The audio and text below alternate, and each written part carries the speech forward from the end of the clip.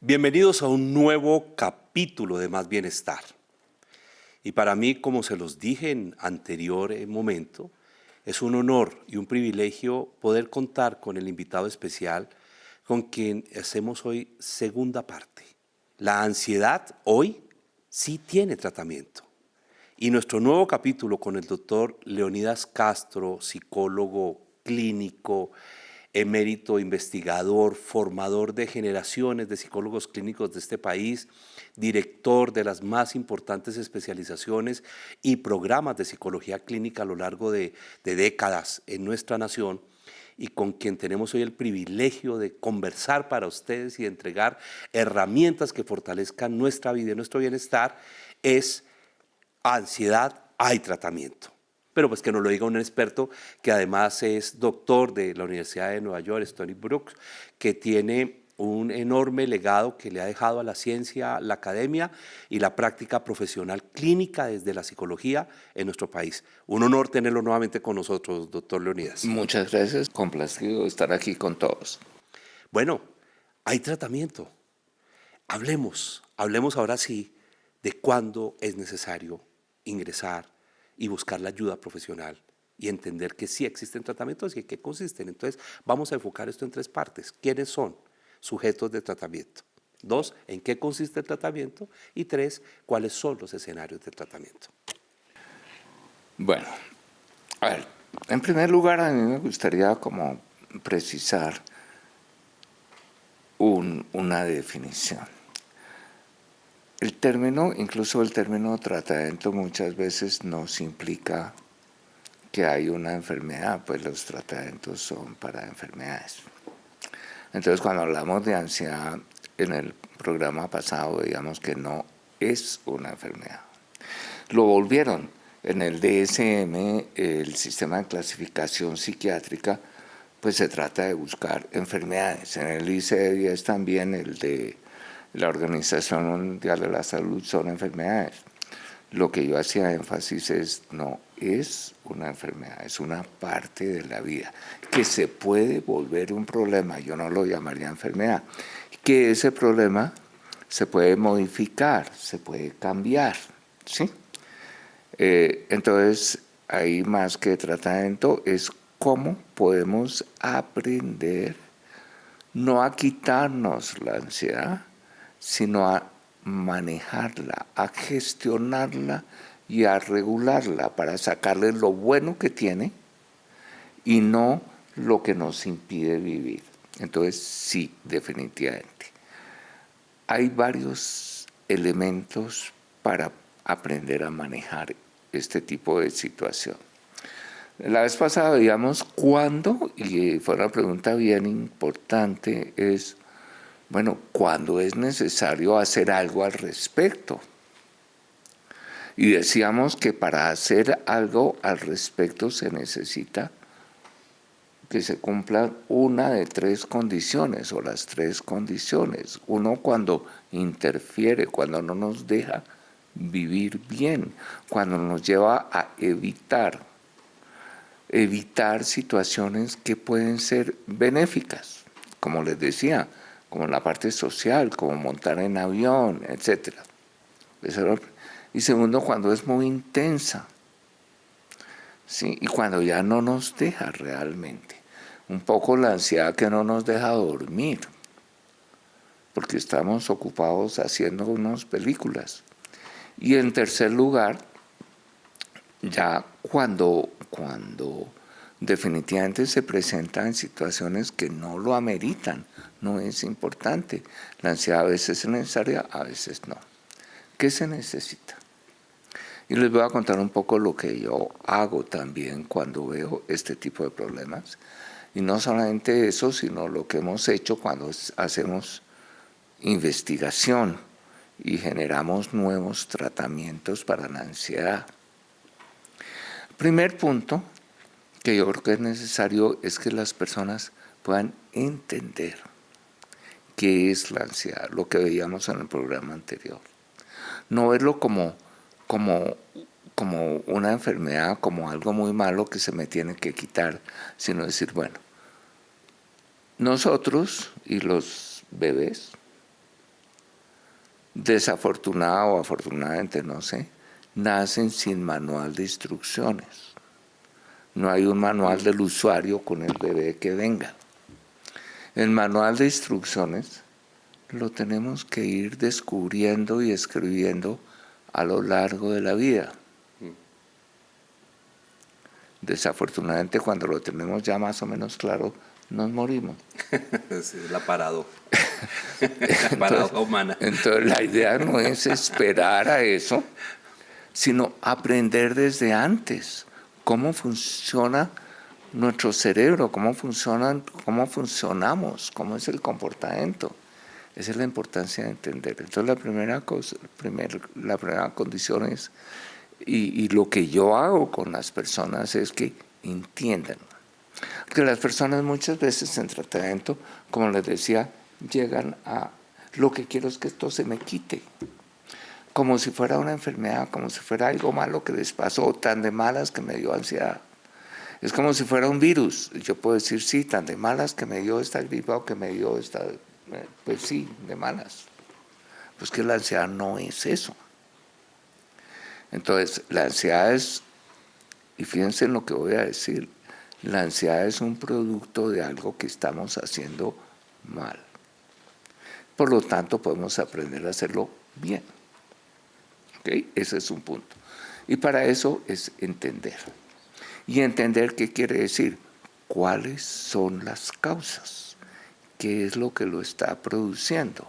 Y para eso se han desarrollado ya una cantidad de intervenciones basadas en evidencia. Es decir, hace un tiempo, y de pronto todavía a veces, las intervenciones o los tratamientos o la psicoterapia está más basada en hablar, en dar consejos, hacer reflexiones, porque no tienen ninguna evidencia. Otras ya en creencias esotéricas, en colgarse cuarzos, en no sé, hay una cantidad de cosas.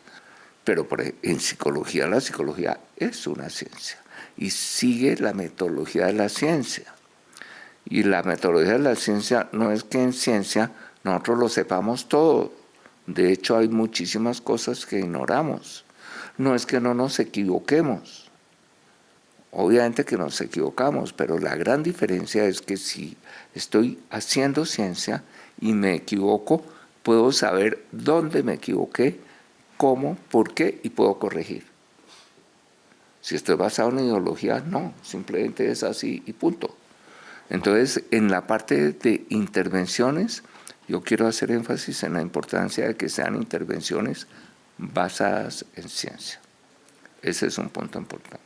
Segundo, tenemos que identificar cuáles son las causas. Y ya les explicaba la vez pasada, las causas tienen que ver con lo que yo hago, con lo que yo pienso. Entonces, ¿qué pasa? Yo tengo que enseñarle a la persona qué es lo que está haciendo. Entonces, por eso se han desarrollado una cantidad de tratamientos, se han hecho estudios, ensayos clínicos. Eso se empezó más o menos en los años 80, en el caso de la ansiedad, con todos los trabajos del profesor Barlow, especialmente, donde desarrolló tratamientos, donde comparaba, digamos, tradicionalmente, y todavía en nuestro medio, el tratamiento había sido puramente médico, puramente farmacológico. Ansiolíticos, Sí, medicamentos, son medicamentos. hospitalizaciones. Si una persona tiene ansiedad, pues démosle unos medicamentos para que le baje la ansiedad. ¿Ya? Y efectivamente son unos medicamentos, por ejemplo, las benzodiazepinas, como el Xanax, como el Rivotril, el Clonazepam, etcétera. En 15 minutos la persona está mucho más tranquila, ¿sí? Pero entonces cada vez que la persona tiene ansiedad, ¿qué va a hacer? Pues tiene que tomarse otra pepa de eso, u otras gotas. Y resulta que esos medicamentos son altamente adictivos. ¿Qué quiere decir? Que si dejo de consumirlos me va a generar más ansiedad. Entonces ya ahora pues no tengo un problema sino dos. Y efectos secundarios de gran parte de ellos, adicionalmente. Trastornos de la atención, trastornos de la memoria, etcétera, etcétera. Exactamente. Entonces sí, yo puedo estar más tranquilo, puedo estar como un zombie, pero eso no es lo que yo necesito. Pero es la solución más rápida y más fácil. Tiene esto. Y en ese momento yo pienso que hay un gran abuso, en términos de que ni siquiera es en psiquiatría, los médicos, ustedes van al médico y dicen, tengo ansiedad, tómese estas gotas, y ya, listo. Entonces, definitivamente ya se ha comprobado, se ha visto que esa no es la solución. ¿Sí? Entonces, en el 80 se empezaron a hacer una cantidad de estudios. Primero empezó Beck en depresión, donde mostró que el tratamiento que llamó la terapia cognitiva, funcionaba igual o mejor que el tratamiento con medicamentos. Y de ahí en adelante, la primera línea de acción ha sido un tratamiento psicológico, unas intervenciones psicológicas. Luego, en la ansiedad se empezó a hacer lo mismo. Cuando las personas tenían pánico, simplemente, o todavía, como les digo, simplemente se les da un ansiolítico y les baja la ansiedad. Pero cuando uno tiene mucho miedo, por ejemplo, la ansiedad social, también puede tomar aguardiente y ese le baja la ansiedad, eso sí lo saben ustedes, ¿sí? Lo baja rapidito, ¿ya? Pero como me bajó la ansiedad voy a tomar otro poquito más, entonces ya me baja la ansiedad y todo lo demás también. Entonces ya no tengo control, ya terminó un rato. Pero pues no es la solución, solo a la persona le tiene miedo a montar en un avión y tiene que tomarse un par de whiskies cada vez que va a montar en el avión, pues estamos mal. Claro que le baja la ansiedad, porque el alcohol, como las benzodiazepinas, actúa sobre el mismo sistema de neurotransmisores y baja la ansiedad. Pero no se trata de eso. Se trata entonces de que la persona aprenda a manejarlos. ¿Y cuál es el principal problema? Hay dos que se han identificado. Uno, lo que yo les explicaba en el programa pasado, tiene que ver con lo que uno piensa. Lo que uno piensa es yo me imagino cosas. Entonces tengo que trabajar en lo que es la parte de pensamiento, en lo que se llama más revalorar, reinterpretar, esa parte que es lo que la persona piensa. Y ahí es donde entra toda la parte que se ha llamado cognitiva. Pues eso no es suficiente. ¿Por qué? Porque gran parte de la ansiedad tiene que ver con lo que uno hace. Entonces ahí viene la clave del tratamiento. Lo que uno hace quiere decir que yo hago cosas para que se me quite la ansiedad. Y si yo hago cosas para que se me quite, pues sí se me quita, pero no me va a mejorar el problema. Entonces aquí viene algo que es sumamente importante. Cuando una persona tiene ansiedad, le empieza a coger mucho miedo a lo que siente. Entonces voy a tratar de hacer cosas para que se me quite lo que yo siento. ¿Qué cosas hace? Lo que llamamos respuestas de control. Simplemente me voy de la situación, es decir, evito o escapo, y ahí voy a tener problemas. ¿Sí? O hago cosas para que se me quite. Me tomo un trago, entonces hago cosas, o tomo algo, o hago cosas para que se me quite. Esos dos son los que mantienen. Es decir, entre más trato de controlar la ansiedad, más ansiedad voy a tener. Ese es un principio básico. Entonces, ¿qué es lo que se necesita? Y ahí es donde se ha trabajado muchísimo. Desde hace muchos años ya está comprobado que es la necesidad de un tratamiento de exposición. Yo tengo que exponerme a lo que me produce miedo. Y eso va a hacer que mi sistema nervioso ya no reaccione. Eso no es un principio nuevo. ¿Qué le dicen a ustedes en el campo cuando los tumba un caballo? Pues móntese en un caballo lo más pronto posible, porque si no se vuelve a montar al caballo, le va a coger miedo a montar a caballo. Es decir, uno tiene que hacer exactamente lo contrario de lo que tiende a hacer. Cuando una persona tiene pánico, por ejemplo, el pánico es una reacción que está producida porque la persona está ahí más o menos tranquila y de pronto empieza a sentir el corazón latiendo muy rápido. Es la sensación, esa sensación la interpreta, dice, uy, me va a dar un infarto, tengo que tranquilizarme. Obviamente al decir me va a dar un infarto, que es una cosa que se imaginó aquí, en su corteza frontal, inmediatamente le manda la señal al cerebro emocional. ¿Qué va a hacer? Va a aumentar el ritmo cardíaco. Y al aumentar el ritmo cardíaco, va a empezar a hiperventilar, a respirar rápido. Cuando uno respira muy rápido, se presenta un fenómeno que se llama alcalosis, y se le empiezan a dormir las manos.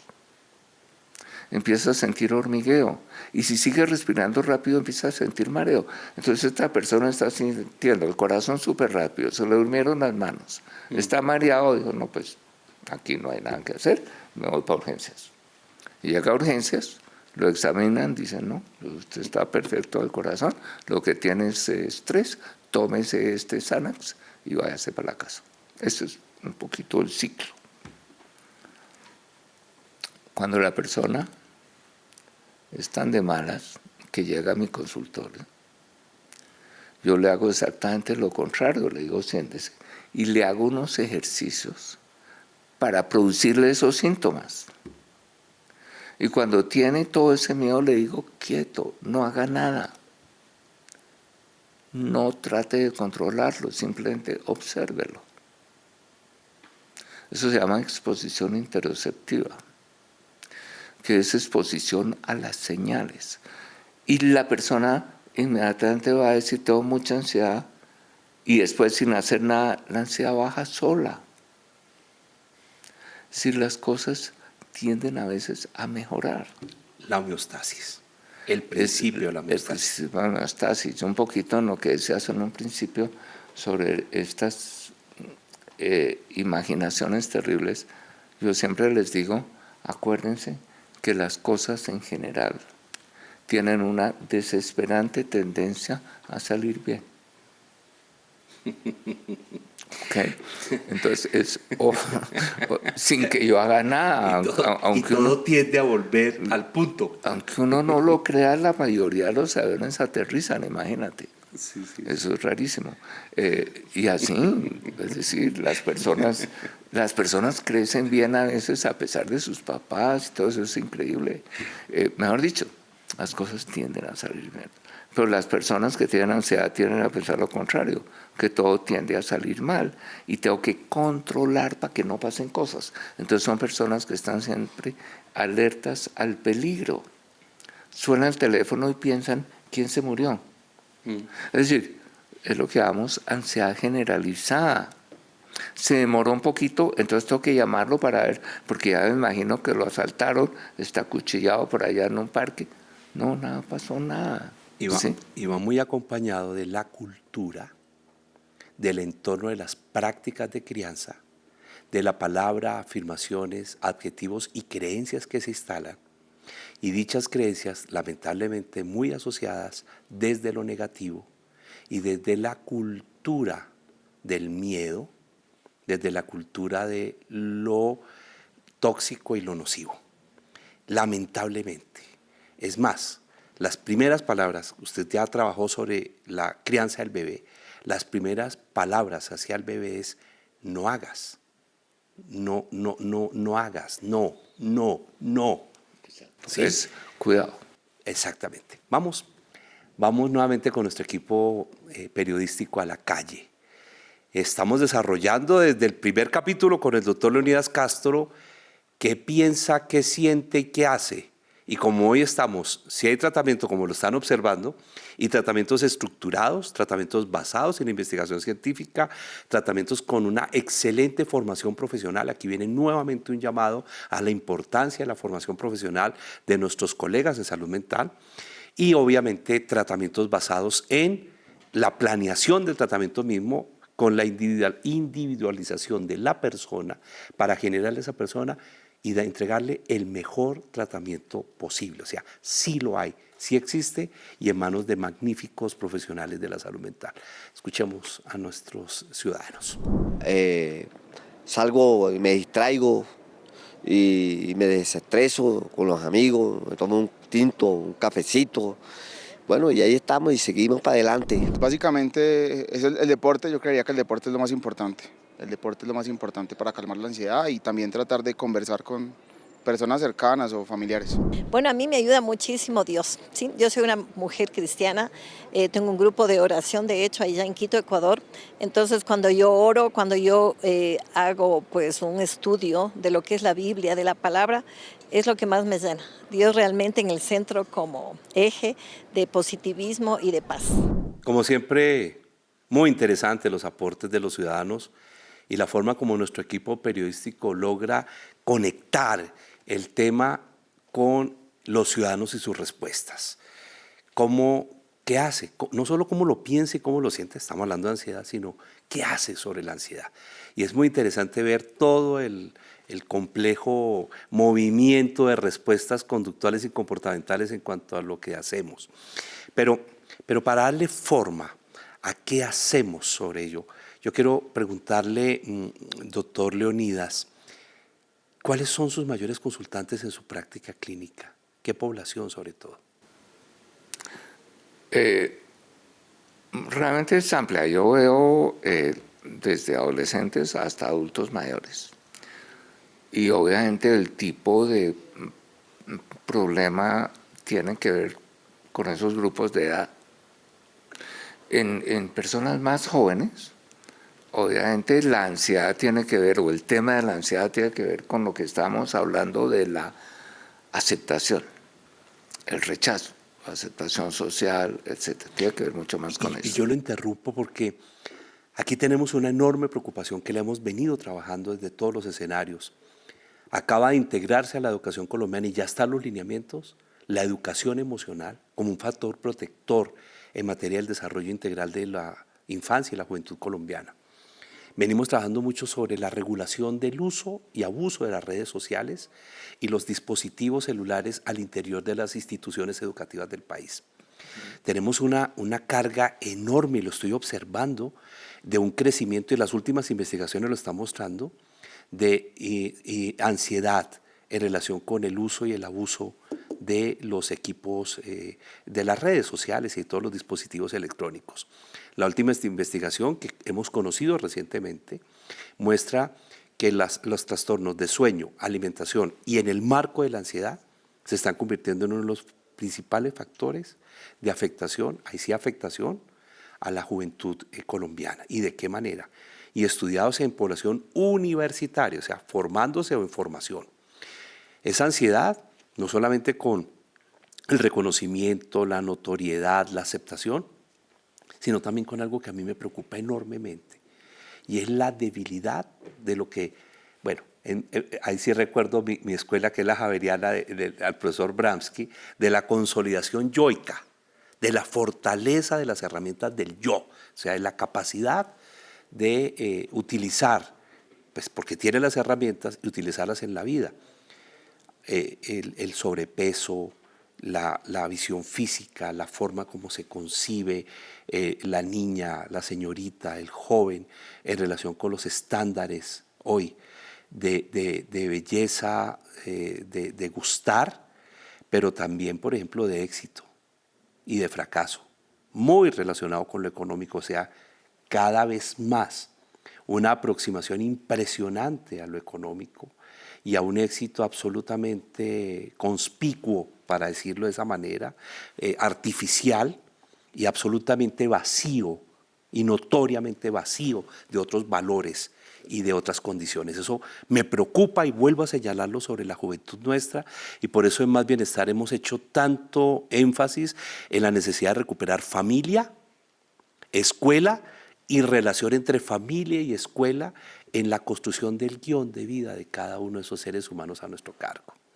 Nos parece muy grave que el guión se está saliendo de curso y cada vez más es un guión vacío inerte, y por eso explicamos tantas de las patologías, ahí sí de las patologías que estamos observando en nuestra sociedad. Entonces en juventud es eso. Y en las otras, Totalmente de acuerdo, y quiero resaltar la importancia del trabajo en promoción que se está haciendo con la ley, ¿sí?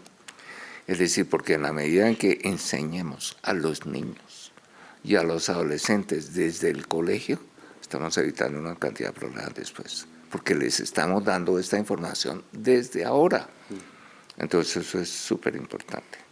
Segundo, es la preocupación económica. Entonces, a lo que decía, que ya se da más en adultos.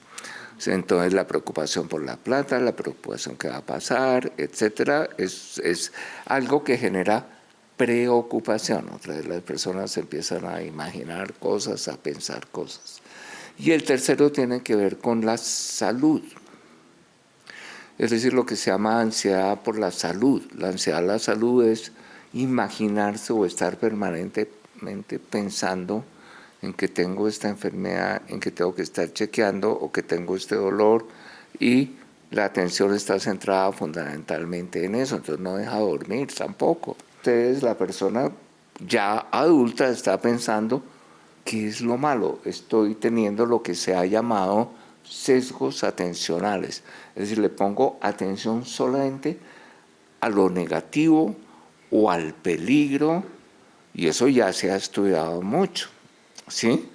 Es decir, si uno lo que le mete al cerebro es solamente le pongo atención a cualquier cosa que estoy sintiendo, entonces ahí es lo que se denomina la intolerancia al malestar. Cualquier situación de malestar que siento mal, tengo que hacer algo para quitármelo. Ese es un gran error. Nosotros tenemos que ver que el malestar, el dolor, la incomodidad son parte de la vida y uno tiene que aprender a vivir con eso, tolerarlo, pero no podemos pretender estar en un estado de nirvana perfecto donde nunca sentimos nada negativo. una pregunta final. ¿Qué tanto éxito tiene ya en consulta los tratamientos que hacemos para la ansiedad? Depende en gran parte de lo que la persona haga. Es decir, yo siempre insisto, la terapia no la hago yo, la terapia la hace la persona. A mí me interesa que la persona cambie cuando está en consulta, me interesa que cambie afuera. Segundo, me interesa darle herramientas. Si las personas aplican las herramientas, funciona. Bueno, la televisión suele ser así, rápida, y aquí los tiempos pasan, como lo hemos notado, muy rápido. Primer y segundo capítulo. En la ansiedad hay tratamiento. Muchas gracias, doctor. Muchas gracias a ustedes y gracias por la atención. Nos vemos en un próximo capítulo de Más Bienestar. Un gran abrazo para todos.